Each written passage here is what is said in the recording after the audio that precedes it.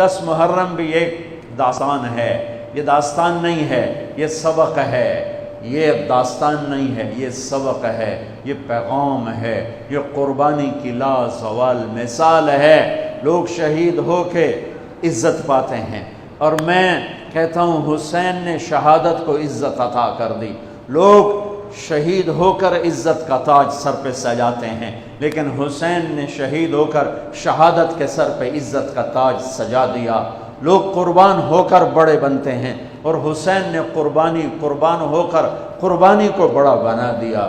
لوگ اللہ کے نام پہ لٹ کر پٹ کر مٹ کر وہ کامیابی کے ترانے، کامیابی کے زینے طے کرتے ہیں، اور حسین نے لٹ کر پٹ کر مٹ کر اور اپنے آپ کو فنا کر کے کامیابی کو عزت کا مفہوم پہنا دیا، عزت کا لباس پہنا دیا۔ اس لیے تو میں اپنی طرف سے لفاظی نہیں کر رہا ہوں، میرے نبی نے کہا جنت کے سردار ہیں حسن اور حسین۔ میرا رب کہے گا جنت سے، اے جنت میں نے تمہیں خوبصورت، ارے وہ جنت پہلے ہی بڑی سونی ہے، اس کو خوبصورت بنانے کے لیے سنو۔ اور بڑے زمانے بعد حدیث یاد آئی، میرے نبی نے میرے اللہ فرمائیں گے اے جنت میں نے تمہیں حسن اور حسین سے خوبصورت بنا دیا۔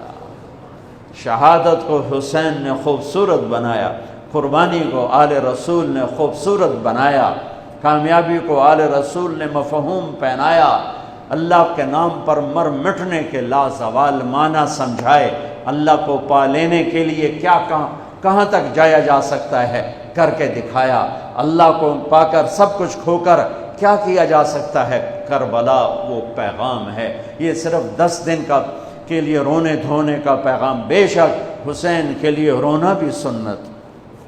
ہر شے کو بدعت نہ بناؤ۔ پانی دینا۔ ام سلمہ سے آپ نے فرمایا ام سلمہ آج ایک فرشتہ ملنے آ رہا ہے، بہت خاص، کسی کو اندر نہیں آنے دینا۔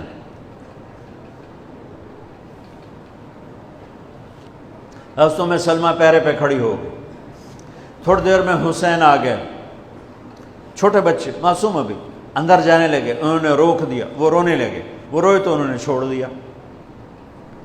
تھوڑی دیر کے بعد اندر سے میرے نبی کے زور زور سے رونے کی آواز آئی، زور زور سے رونے کی آواز آئی۔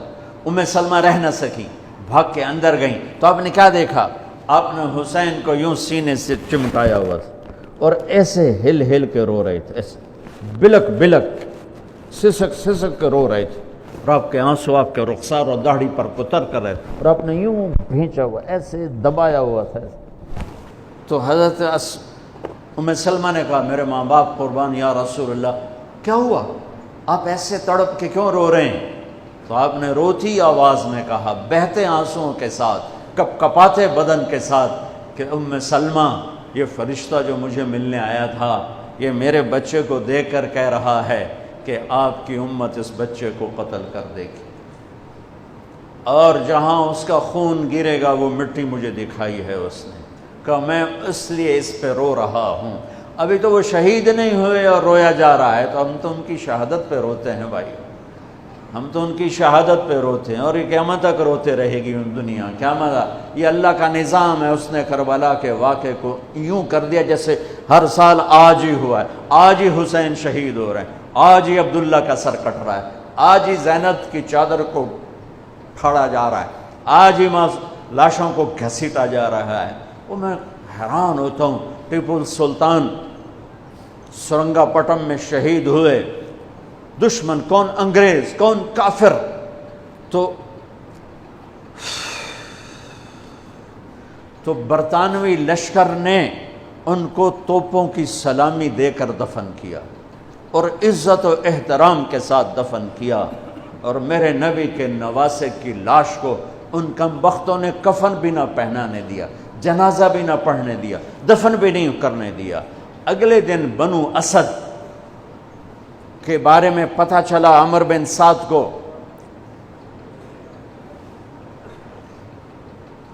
تو راتوں کہ وہ ان کو دفنانے والے ہیں، تو راتوں رات ان کو بغیر جنازوں کے مٹی میں دبا دیا اور اوپر پانی چھوڑ دیا کہ کوئی پتہ ہی نہ چلے حسین کی لاش۔ بنو اسد کا بوڑھا آیا، اگلے جب پانی خشک ہو گیا وہ آیا اور اس نے مٹی اٹھا اٹھا کے سونگنا شروع کی۔ سبحان اللہ، سونگ رہا ہے، سونگ رہا ہے، سونگ رہا ہے۔ ایک جگہ کی مٹی اٹھا کے سونگا تو اس میں جنت کی خوشبو تھی، تو تڑپ کے بولا یہ میرے نبی کے نواسے کی قبر ہے، یہ میرے نبی کے نواسے کی مٹی ہے، کہ وہ جنت کے سردار تھے تو قبر بھی جنت کی خوشبو پھیلا رہی ہے اس کی۔ حالانکہ بن دیکھی بات ہے، کیونکہ انہوں نے راتوں رات ان کو دبا دیا کہ ان کا جنازہ بھی نہ ہو، لعنت ہو ان کی قبروں پر، ان کی ہڈیوں پر، ان کی روحوں پر، ان کی مٹی پر، ان کی خاک پر۔ سمجھ میں نہیں آتا، نبی کے گھر کے کتے کی بھی ہم تو عزت کریں گے اگر آج ہمیں پتہ چلے یہ نبی کے گھر کا کتا ہے۔ ان کم بختوں کے سامنے نبی کے نواسے کھڑے تھے، نبی کی نواسیاں تھیں اور نبی کی اولاد تھی، اور ان کے دل ایسے پتھر، آنکھیں ایسی اندھی، کان ایسے بہرے کہ انہیں ایسے تلوار چلائی جیسے سامنے کوئی رومی لشکر کھڑا ہو، یا جیسے سامنے کوئی فارسی لشکر کھڑا ہو۔ اتنے عظیم ہستیاں، میں کہاں سے بیان کروں،